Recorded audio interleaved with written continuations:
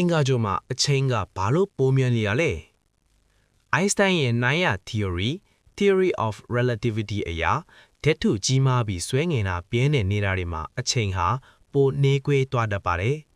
အင်္ဂါဂြိုဟ်ဟာကမ္ဘာထက်ဓာတ်ထုရောဆွဲငင်အားပါပိုနေပါတယ်ဒါကြောင့်အင်္ဂါဂြိုဟ်ပေါ်ကနာရီတွေဟာကမ္ဘာပေါ်ကနာရီတွေထက်တရက်ကိုမိုက်ခရိုစက္ကန့်ရာနဲ့ချီပြီးပိုမြန်သွားနေတာပါ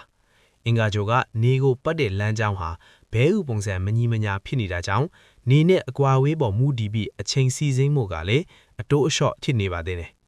စက္ကန့်ပိုင်းလေးတွေပဲကွာတာမို့လို့အရေးမကြီးဘူးလို့ထင်ရပေမယ့်နှစ်တွေကြာလာတဲ့အခါမှာတော့ဒီကွာခြားချက်ကကြီးမားလာပါတယ်ဒါဟာလူသားတွေအင်္ဂါဂြိုဟ်ပေါ်အခြေချဖို့အတွက်အထူးစိန်ချော်မှုတွေဖြစ်လာစေပါတယ်အချိန်ကိုင်းမှုမတိကျရင်အာကာသယာဉ်တွေဆင်းသက်တဲ့နေရာလွဲချော်တာမျိုးဖြစ်နိုင်ပါတယ်ကမ္ဘာနဲ့အင်္ဂါဂြိုဟ်ကြားအချက်လက်ပေးပို့တဲ့အခါအချိန်စနစ်မတူညီရင်နားလည်မှုမလွှမ်းမိုးမှုတွေဖြစ်လာနိုင်ပါတယ်ကမ္ဘာမှာတရက်က24နာရီဆိုပေမဲ့အင်္ဂါဂြိုဟ်လက်တရက်ဆိုက24နာရီ39မိနစ်လောက်ကြာပါတယ်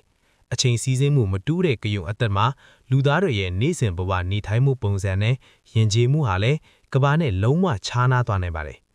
အခုအခါမှာတော့သိပ္ပံပညာရှင်တွေဟာအင်္ဂါဂြိုဟ်အတွက်တီးတန့်ထင်မင်းဂယုံဆိုင်ရာအချိန်စနစ်တစ်ခုကိုတိစောက်နေကြပြီဖြစ်ပါတယ်အချိန်ဆိုတာကမ္ဘာယဉ်ကျေးမှုကိုပုံဖော်ခဲ့တာမှာ